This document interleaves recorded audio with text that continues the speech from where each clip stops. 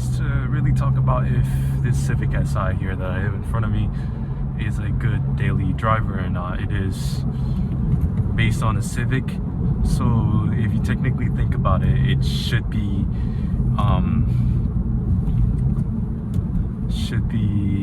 you know, daily drivable. So we're just gonna come up to slow zone here, so I guess we could just talk about it. But first thing I want to talk about is just the AC of it, the climate control. Like, as you can see here, it's very well laid out. Everything ergonomically, I love it so much. But the only thing that I would worry about if you're in a colder climate, especially the people in the US there, you guys, I know Americans don't have heated steering wheel and heated seats, so that's one thing that you might stir you away from purchasing this vehicle. To me, it's not that much of a deal breaker, but if I am in a colder region, that would be very, very nice. One thing to note though is that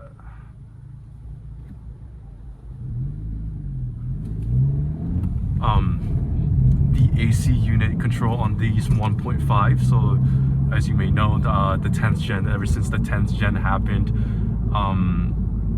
they are now equipped with the L15 1.5 turbo, and they're quite fine. If you do miss the reviness of the motor, then I wouldn't recommend it. But if you're a first-time Civic Si owner like me, this is perfectly fine. It's enough pep. And then there's I think there's definitely different reasons why they made that choice. But back to the topic of the AC, they takes a little bit to warm up sometimes, so that's one thing to know. And in terms of the comfortability, like that suspension going through those bumps right there, you definitely feel it a lot more, because obviously it's a sportier variant.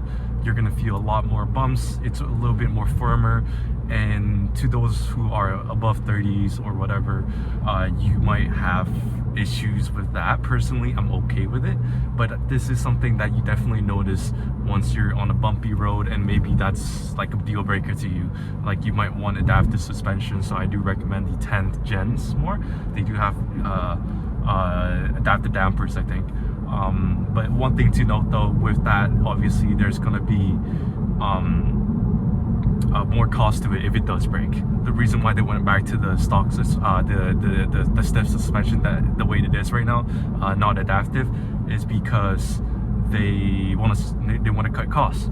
But that's something I'm completely okay with, because, you know, it's my first car. Technically, I had like 2 other Civics before this, manual, but they weren't brand new. But this is perfectly fine for me. I'm a young professional, so that's something I'm okay with. Other than that, the suspension, we talked about the AC, and regarding the visibility, that's something you guys don't have to worry about. Being a sedan, it's a lot easier to see blind spots are okay. The A-pillars, as you can see here, are quite thin, and the gaps in between these mirror gaps between that A-pillar is quite huge. So first-time users, definitely I do recommend. And in terms of the interior wise, this is very good for a first-time user. It might be a little bit daunting, kind of like I went through when you first get into this type of vehicle with so much technology after being in like a fucking I had a 99 before and an 04 before, so might be overwhelming, but this is definitely a big upgrade, and there's a lot of things that comes with it that I do recommend buying, like versus like a 10th or a 9th gen. But in terms of, we're gonna go from the bottom here. We're at the regarding the pedals, the clutch and such are very easy to modulate. Not a lot of feel on the clutch, but you just kind of get a feel of it when you start moving around, which is good. The brake pedal, same, pretty good feel, and this accelerator, one thing that I would like to note. Alright, so one thing that I would like to note, in different modes, they also changed the engine mapping, or the sensitivity of the throttle. that might make you easier to lurch or make that weird kind of bounce when you try to move from stop. So it's going to be a lot easier obviously in the sport because it's sport mode. When you press on the accelerator, and you could just kind of just combine the two and then get moving, kind of like I am here. Like, it's pretty smooth. But with the normal mode on, this car has 3 modes. It has individuals as well. You're gonna have to take a little bit more effort pressing down the accelerator so that you can, you know, get that smooth off the line type of thing. But you guys know what I'm talking about. I'm not. But yeah, that's one thing to note. That's what I've been noticed. I've owned this car for more than a month now, and every time I would in normal mode, it's just I would have to put in a little bit more effort because there's different modes now, different mapping. So that's one thing to note. But in terms of the seats, talking about the seats here, these seats are beautiful, I gotta say. But if you are a little bit on the wider side, you're well built, these seats might not be comfortable for you. For reference, I'm 5'8", 5'9", 6'2" on a good day, and these seats hold me quite in well. It kind of perfectly fits into me because maybe I'm Asian and this is an Asian car. But one thing I would like to note though, yes, it does hold me well, but since this seats, you can see here, they integrate the headrest over to the actual the seats itself, so you can't have that control over your headrest. And sometimes, I don't know if it's just my driving position, but I do find when I want to get comfortable and try to lean back towards the headrest, it's a little bit further for me, so I end up getting fatigued quite quickly. And that's one thing to know if you want a comfortable seat. But overall, I think it's a comfortable seat. In terms of corners, it definitely takes it pretty well, holds you in pretty well, I mean. But yes, I do recommend. And in terms of the NVH in this vehicle, it's definitely a lot more refined than the previous generations. But it doesn't mean that it's a luxury car feel like let's say Lexus, a Q50, or in the Beamers, Mercedes type of thing. You definitely feel that it's a lot louder, and you get, like what you're hearing right now too, is a little bit of the pump-in noise that you get from that sport mode. So depending on how you like it or not, that might be a deal breaker for you. But for me, I'm okay with it. And moving on to the next point here in terms of daily driving, the gauge, or not the gauge, but the gas mileage. Is it a good gas mileage car? Perfectly, yes, if you're considering it as a sports car. But considering it as a regular car, like I say, like that Civic in front of me here, which happened to be also an 11 gen, you're not going to do as much as a CVT or the e-CVT you have on the 2025s that are out recently on the new hybrid model. My friend has that, and in American terms, you're reaching easily 50, 60 mpgs, while these ones, I don't know the numbers in exchange because I'm Canadian, but you get 7.6 as you can see here, and this is like mostly moderate driving. Harder, you're looking at 9s, but even with sportier drivings, it is still pretty good, and this is definitely a good reason to buy the car. Other than that, I am happy with the economy of this car. But if you really die hard for that number, I wouldn't recommend it. But in terms of the sports driving engagement, and then just basically the car as is and how it comes as, I'm okay with the driving fuel economy. Oh, and that's what. It won't shut up. Okay, there we go. Then that's another good thing too. You know, at that moment right there, I didn't look at what the heck's in front of me, so that's one thing to note. This car as a whole has a lot of sensing or technology that comes with it. And this has one pros and one con. Like one pro, you definitely can see it warned me right there, got me to the attention that something's in front of me. And this comes in handy as well. It does have parking sensors in the Canadian models. It does have backup cameras. It has blind spot monitoring. And it has all these goodies, which you may know yourself. I won't get too much detail into that. It's gonna help you with the daily ability of this car, which is definitely good. For a first time car driver, a manual driver, I definitely recommend it. And I have no complaints regarding that. But the con though, getting back to that point, with those technologies, you're gonna see a larger bill once those technologies break out, and that kind of goes against the, how a Civic usually is, but that's kind of the world this day. In this world today, you're gonna have a lot more expensive parts for technology, and if you do decide to go with this vehicle, make sure you get warranty, because that costs when fixing those parking sensors, that mirror right there, I know it's quite expensive, tail lights, even anything related technology is going to be expensive. So that's one thing to consider if you want to daily drive this vehicle, or like if you feel not proficient enough, or you get what I'm saying, like if you're willing to have that risk, or if you have something to mitigate those risks by having warranty. But that's one thing to note there.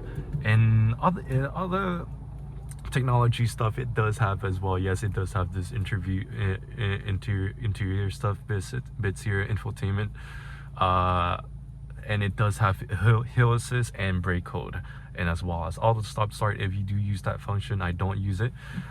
Brake code, you could use that as well, but I bought this manual car to drive, and hill driving, it's not even that bad either, because you can see there it's holding the brake for me right there, because it detected that I was on a hill.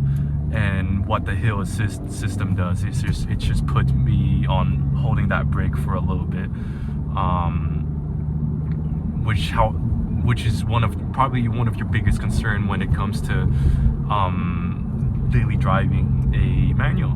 Like, it's daunting. I used to be like that. I used to do that e-brake, or not e-brake, the handbrake technique that you would do on like all the older ones, and I hated that usually. Like, I'm okay with it, but just imagine having to go on top of like 10 different hills, and you have to pump that shit up 10 times. Not for me. But this one, perfect for me. I was actually in the debate of getting a 9th gen over this, because I wanted to experience VTEC in K24, but I think I made the right choice in terms of the drivability, even the performance wise as well. I'm happy with this. A lot of people, yes, die hard over that VTEC, but this vehicle, it does have VTEC on the exhaust side, so that's one thing to note. But yeah, anyways, last thing I would like to note is the manual that we have over here. Yes, it is daunting. Like, if you're buying like an entry-level sports car, there are a lot of considerations you're having that are both manual and as well as automatic. Direct competitors to this car, I would say, is like the sports car entry level that you usually think about is probably the GR86 PRZ. One good thing with them, they have pretty good manuals to learn on as well. I've seen a lot of videos saying that they are pretty good.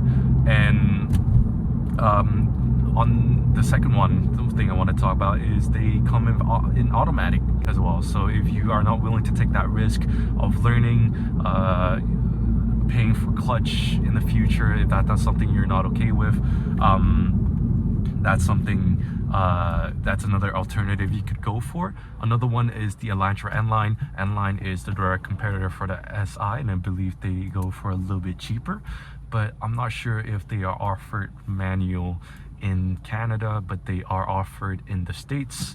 And the other option, basic option, is the DCT, so that's one thing to note as well. But they are offered without a LSD. So in terms of this market right here, you're gonna only see the Civic SI having a mechanical diff, and if you really want to experience that, which I do recommend, like this e-diff, I could showcase to you here, but maybe not like but if I were to go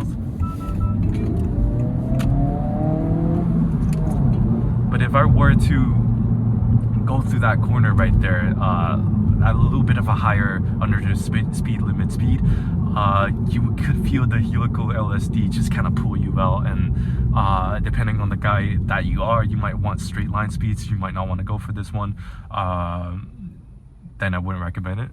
But that's when the Type R comes in, or the Elantra N comes in. They are offered DCT and manual, and the N is offered under the Type R and over the SI, depending on your location. But yes, that's that manual right there. But other options as well, I believe, on top of my head, GR Corolla, not really, just any hot hatches that you could think about, then those are really the competitors for you in this segment. And I'm assuming this segment specifically, you want an entry-level sports car that is cheap, and you want it to be economical, because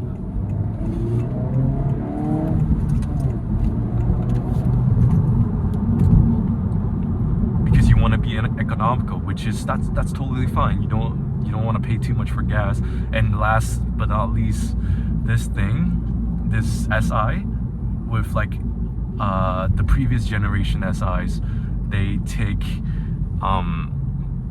89 and above for this specific vehicle specifically. I'm not sure about the other ones, but this motor, the L15, takes 89 and above, not 87. 87 being the regular, 89 being mid-grade, 91 being the premium.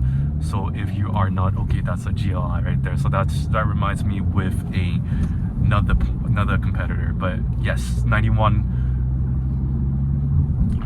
in terms of gas, that's one thing to note. And depending on where you live, might be a huge factor, and that's completely fine.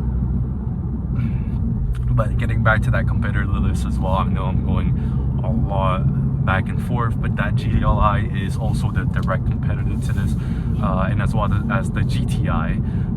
GTI is a little bit a smaller hot hatch, and GI is like a sedan hot hatch. I don't know if that compact sports car. There we go. And they offered, I believe, only DCT on the 2025 going forward, or 2024. There aren't offers in manuals anymore. But the right competitor to this 2022, yes, they do have the manual version, and they have a little bit more sophisticated interior, I would say, and that's something you want to take a look into as well. But they're both great options, I believe.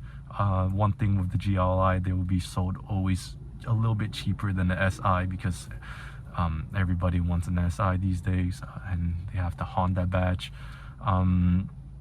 Yeah. The GLI, I believe it's a little bit bigger than Civic as well. These rear seats are somewhat okay. They only come with cloth seats, so that's one thing to note. I believe GLI come with leather. They have optional packages as well for like normal seats. Alright guys, and that's basically everything I was talking about. Sorry, I got a phone call there. Rear seats, one thing to note, these ones are pretty big already. GLI a little bit more comfortable and bigger space, so that's maybe something you want to note. But I do recommend always test driving before you actually getting the vehicle, to get the full feel of it. But that's basically everything that I have to say about this vehicle. I think I made the right choice, because it has that